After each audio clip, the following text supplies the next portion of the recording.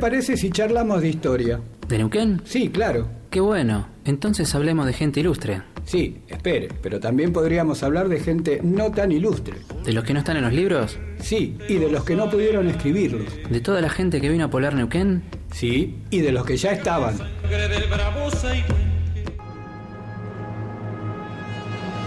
Oiga, tenemos que volver al año 1916 y evitar la fuga de presos y la tragedia de Zainuco. Espere, pero entonces no podríamos hablar más de ese tema. Tiene razón. ¿Cuándo es el programa? Todos los jueves de 18 a 19 horas. Espere, nos olvidamos de decir el nombre del programa. Esa es otra historia. Por el 87.9, la radio pública de Plotier.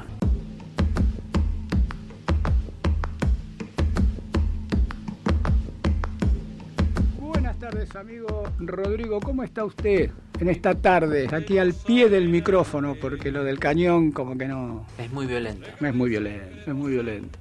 ¿Cómo desarrollamos esta tarde desapacible en la ciudad de Plotier? Vamos a tocar un tema que es un poco doloroso, especialmente para las comunidades de las ciudades de Cutralcó y Plaza Huíncul. Está relacionado a temas petroleros, a accidentes que han tenido los trabajadores, no en estos últimos tiempos, sino que estamos hablando del siglo XX. Hubo dos hechos puntuales que conmocionaron a la comarca petrolera. Uno ocurrió allá por 1966 y el otro una década más tarde. Cada uno con sus diferentes matices, con sus diferentes situaciones, pero como resultado final que hubo trabajadores que no volvieron a su casa, que tuvieron que padecer algunas situaciones que si hubiera habido tal vez una seguridad industrial o seguridad laboral como en estos momentos se está desarrollando en la industria petrolera, tal vez esos accidentes no hubieran ocurrido, especialmente el primero, el que voy a nombrar primero. El otro ya fue más una tragedia. Pero bueno, vamos a ir desarrollando cada uno de esos temas. El primero que vamos a tocar va a ser del accidente del colectivo de YPF allá por 1966. Exactamente un 27 de enero de 1966, cuando se incendió un colectivo que trasladaba trabajadores petroleros de YPF que estaban cumpliendo funciones ahí cerca de Catriel y debían regresar a Cutralcó y Plaza Huíncul porque la mayoría eran trabajadores de esa localidad. No había desarrollo todavía, inclusive en Rincón de los Sauces, el desarrollo que hay hoy, por ejemplo, que permite que la gente inclusive pueda vivir en el lugar. Ahí no, en ese tiempo no, eso no existía.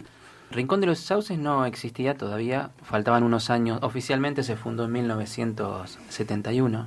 Lo que sí estaba era el campamento de YPF, que estaba haciendo tareas de exploración, estoy hablando de Rincón de los Sauces, tratando de ver si justificaba o no una inversión importante en la zona, si los resultados de los pozos exploratorios eran satisfactorios. Claro, confirmaban una futura producción. Pero claro, al no haber asentamientos poblacionales cerca, los trabajadores se desplazaban desde donde sí lo había, que era en Cutralcó y Plaza Huíncul, ¿no? Especialmente mano de obra calificada.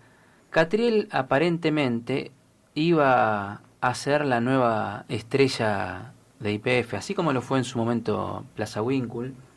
Catriel, con los descubrimientos en la década del 60, parecía que iba a trasladar el eje de la industria petrolera de la cuenca neuquina hacia esa zona, hacia la zona de Río Negro. Pero muy prontito vinieron los descubrimientos del lado neuquino, del lado precisamente de Rincón de los Sauces. Pero sí, es como dice usted, había necesidad de trasladar trabajadores especializados. ¿Y dónde se los encontraba? Justamente en la comarca petrolera. En aquel accidente que, como dijimos, regresaba hacia su localidad a una cantidad de trabajadores que terminaban su diagrama laboral, ese accidente fue hasta ese momento el más grave de la historia de YPF. Hasta el que vamos a mencionar luego. Que se ocurrió una década más tarde. Empecemos por el final. En el accidente fallecieron 14 personas y hubo muchos heridos graves, algunos gravísimos. Fue producto de una explosión producida dentro de un colectivo que estaba contratado por YPF para trasladar a los trabajadores. ¿Cómo empezó todo eso? Bueno, ese 27 de enero de 1966, que las crónicas cuentan que fue un día muy caluroso, con temperaturas que superaban los 40 grados. Luego de la jornada laboral, 35 trabajadores de la sección perforación y montaje, así está escrito por lo menos en el informe que tengo yo, calculo yo que eran gente de perforación. Te veo cómo se dividen los petroleros, los de campo, los de perforación, los de terminación, los de pooling. Cada uno tiene su apodo. Los de perforación, los perforines. En este caso me parece que eran perforadores o perforines.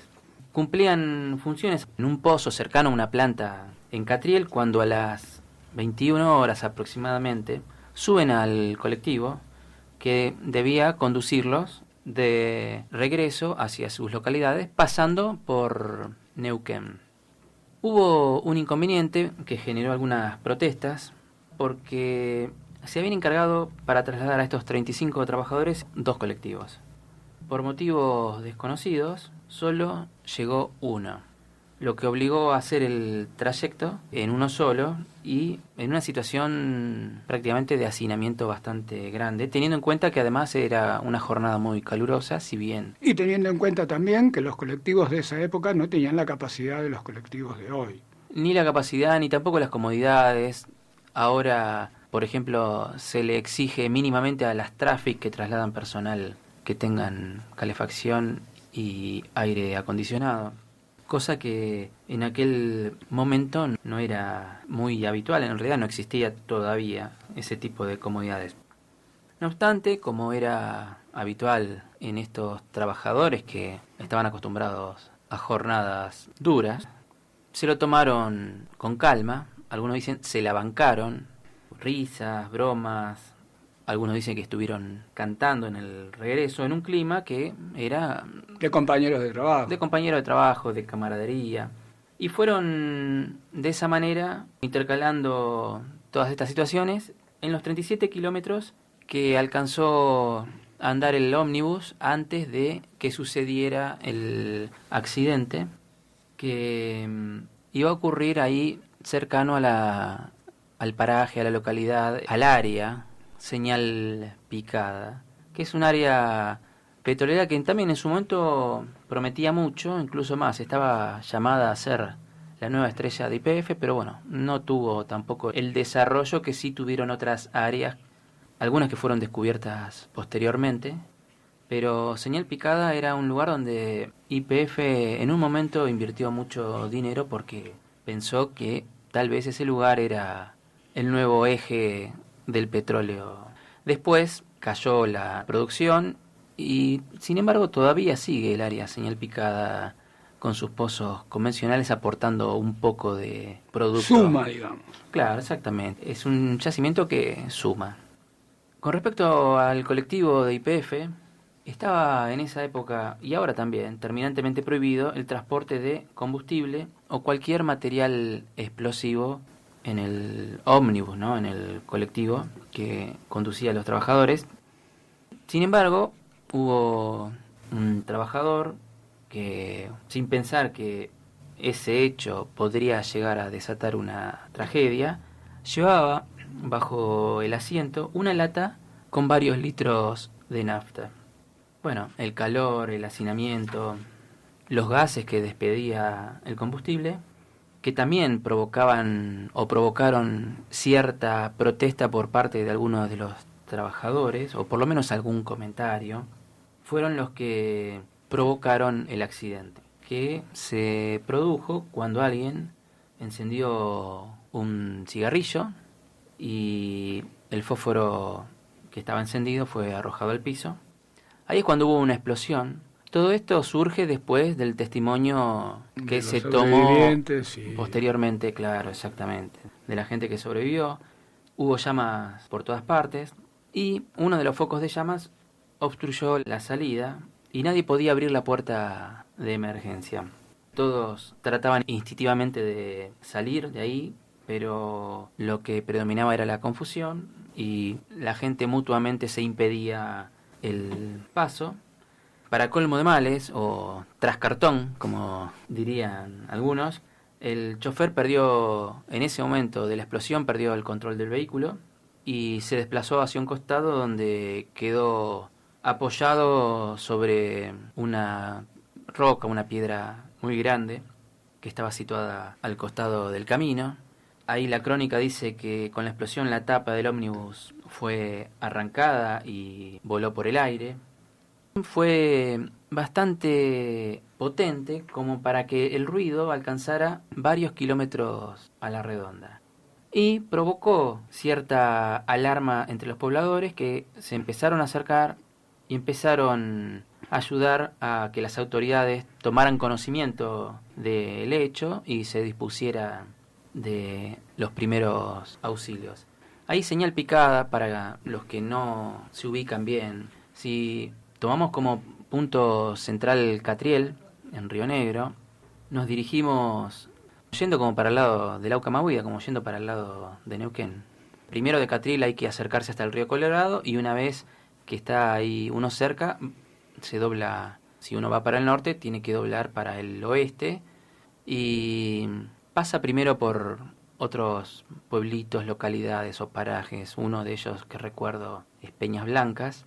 Después sí, siguiendo uno pasa por el área de señal picada y después viene Valle Verde y se llega al límite con Neuquén en Octavio Pico. Eso más o menos para los que no se ubican bien y conocen un poco la zona y se preguntan dónde está señal picada. Les decía que los pobladores que oyeron la explosión, porque se escuchó varios kilómetros a la redonda, ayudaron a que las autoridades se informaran del hecho. Hubo un poblador que llegó inmediatamente en su caballo, que empezó a colaborar con los trabajadores que habían logrado salir ilesos. Un automóvil que pasaba en esos momentos pudo transportar algunos heridos, se los llevó directamente para Neuquén. La ayuda, en realidad, que si bien fue bastante rápida, resultó insuficiente, primero porque Neuquén no contaba con demasiados medios sanitarios para un accidente de esas características. No obstante, pusieron a disposición todo el cuerpo médico del hospital, se llamó, por ejemplo, por radio se llamó a convocar a dadores voluntarios de sangre, y una de las primeras medidas que tomaron en Neuquén es avisar a Buenos Aires, desde donde en pocas horas lograron preparar un avión, que era más que un avión, era un hospital volante. Prepararon un DC-3 fletado por YPF. Cuando digo un DC-3, estoy hablando de el famoso avión, el Douglas. Digo famoso porque fue un avión que está asociado directamente a la aviación mundial del siglo XX. Un avión que revolucionó el transporte de pasajeros. Más tarde pasó a llamarse, en una de esas fusiones de empresas, McDonnell Douglas, y después lo absorbió Boeing, que también es otro monstruo de la empresa. Monstruo. En realidad de la industria. Exacto, los Douglas y los Boeing competían entre sí. Era casi como el Ford y el Chevrolet, pero de la aviación, al menos de la aviación occidental.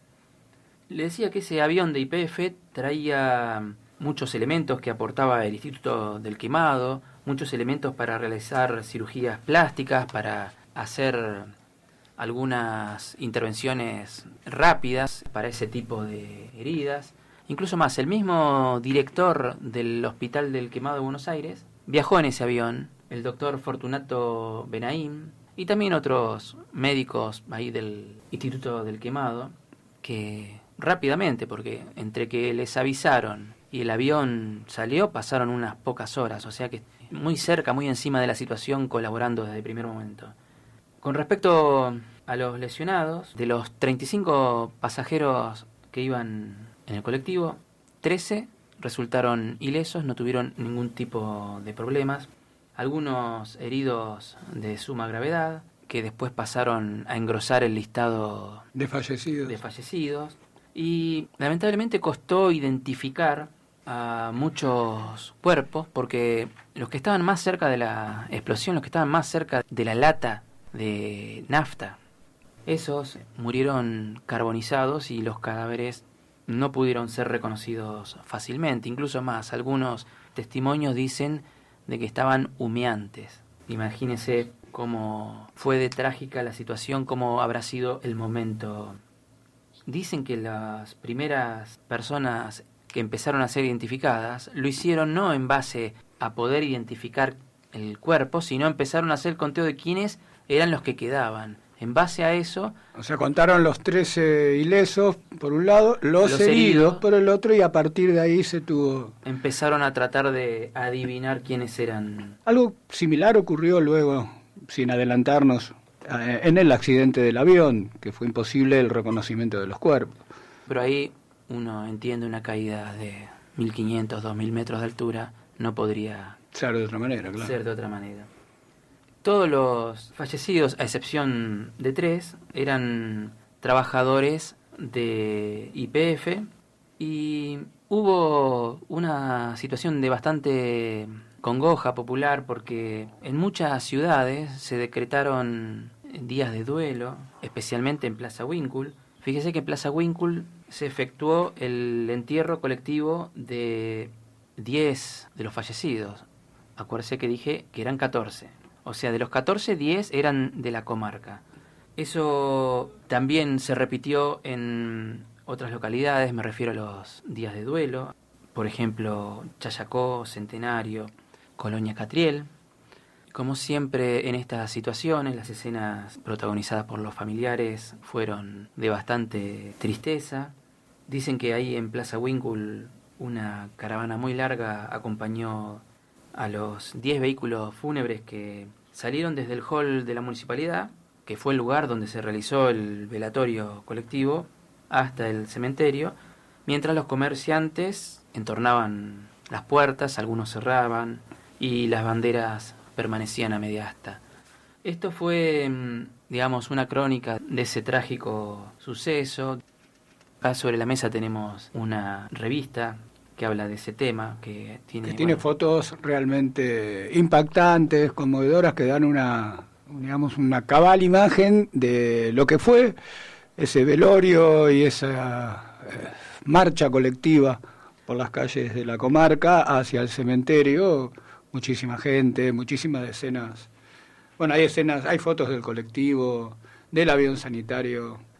En la mesa tenemos la revista Así, que era una revista de esa década, pero también en la página de Más Neuquén está la crónica, el artículo tomado justamente de la crónica de esta revista. Donde, por ejemplo, hay una foto del colectivo que a mí me llama mucho la atención, que es un colectivo pequeño para la cantidad de pasajeros que tenía y las escasas medidas de seguridad, como por ejemplo no tenían puerta atrás en esa época los colectivos, o sea que si quedaba bloqueada una puerta y era mucha la gente que quería escaparse de ese lugar, ahí uno puede darse una idea de lo dantesco, sería la palabra que se me ocurre, de la situación.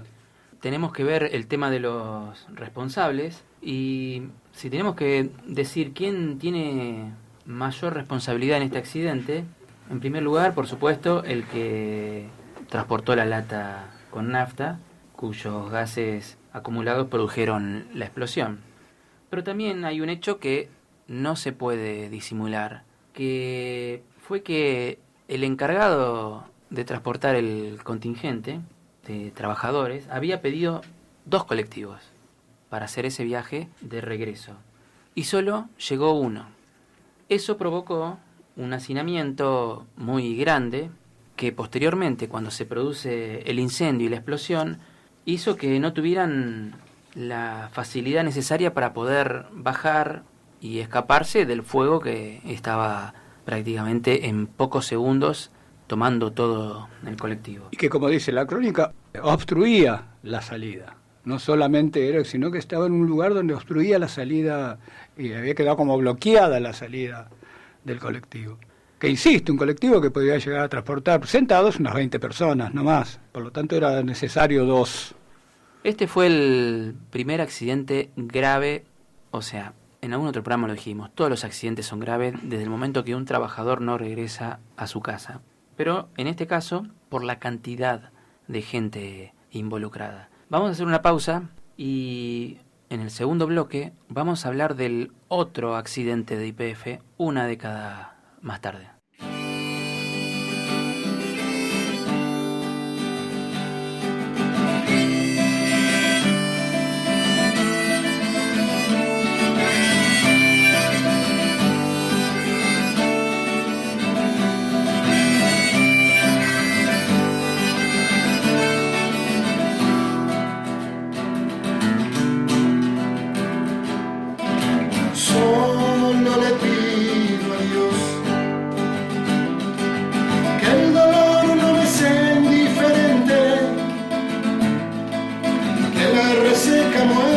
No me encuentre vacío y solo sin haber hecho lo suficiente.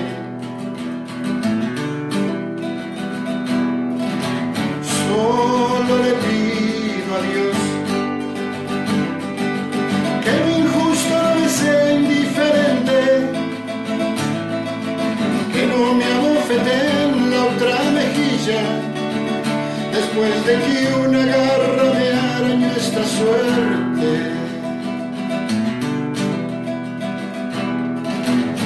Solo le pido a Dios que el engaño no me sea indiferente. Si un traidor puede más que unos cuantos, que esos cuantos no lo olviden fácilmente. Solo le pido a Dios que el futuro no me sea indiferente. Desahuciado está el que tiene que marchar,